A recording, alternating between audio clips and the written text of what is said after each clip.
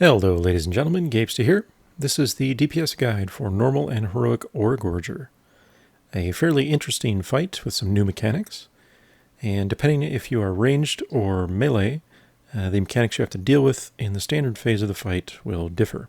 However, for the roll phase, everybody is basically the same. So let's get started.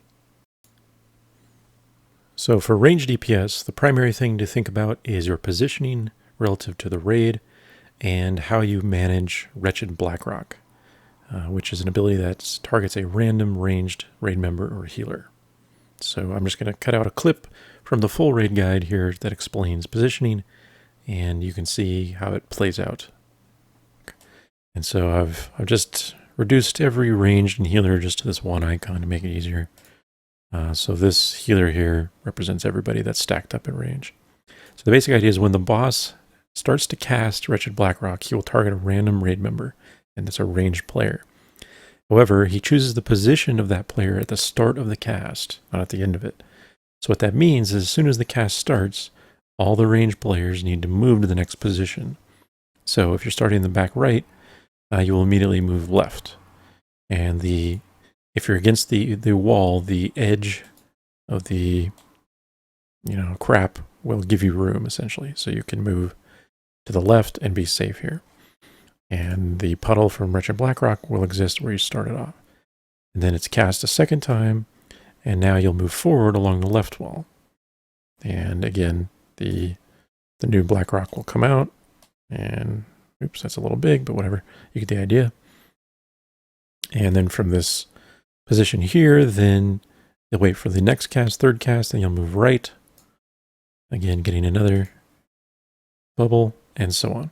And this process keeps repeating, the range group moving forward closer and closer to the boss tank position. But if you started at the very back side at maximum range, so 40 yards from the boss, with everyone stacked up, you will have enough room before the phase ends, and you won't get too close to the boss. So that's the basic management of Retched Blackrock. The final positional mechanic is for melee.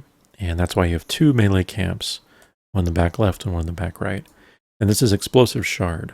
It will target a random melee player, melee DPS, and throw a little shard at the ground in that location. And anybody that's in a short radius around it will get knocked back, take a little bit of damage. But more importantly, after a few seconds, the shard will explode, doing significantly more damage to anyone that's still there.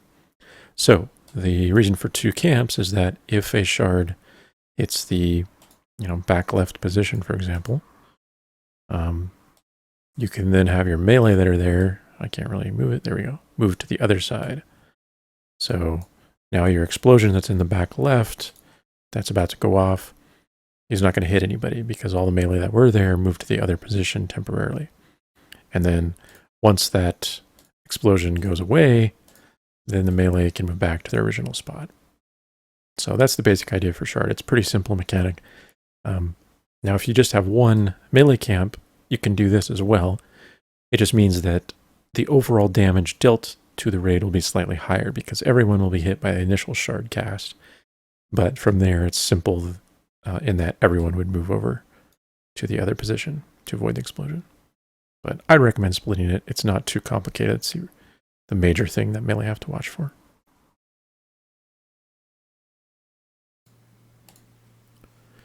So typically, melee DPS will be involved with Blackrock Barrage interrupts.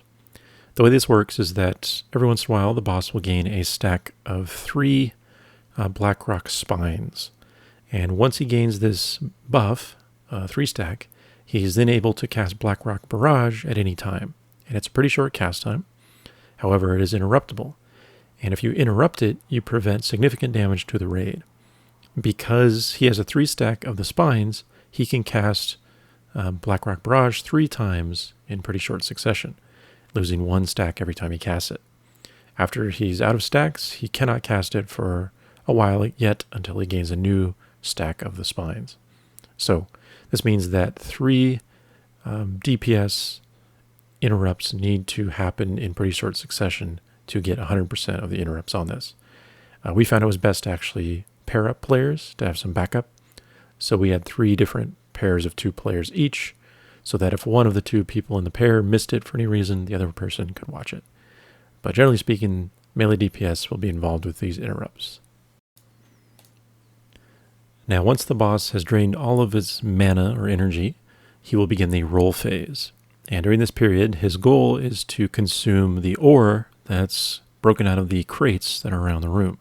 So as a DPS, your job is to break the crates while avoiding his roll paths so you don't get killed.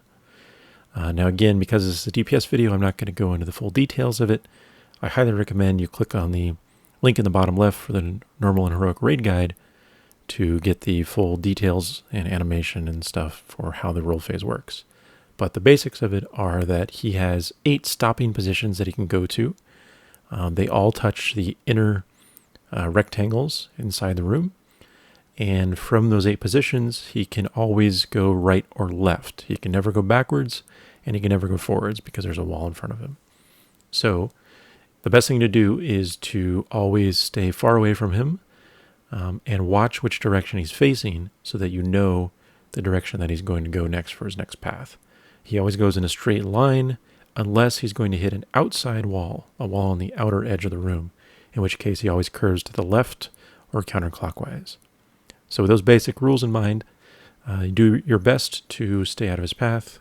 And again, like I said, if you want full details, you can click on the raid guide there. So that pretty much covers it for DPS for Heroic and Normal Oregorger.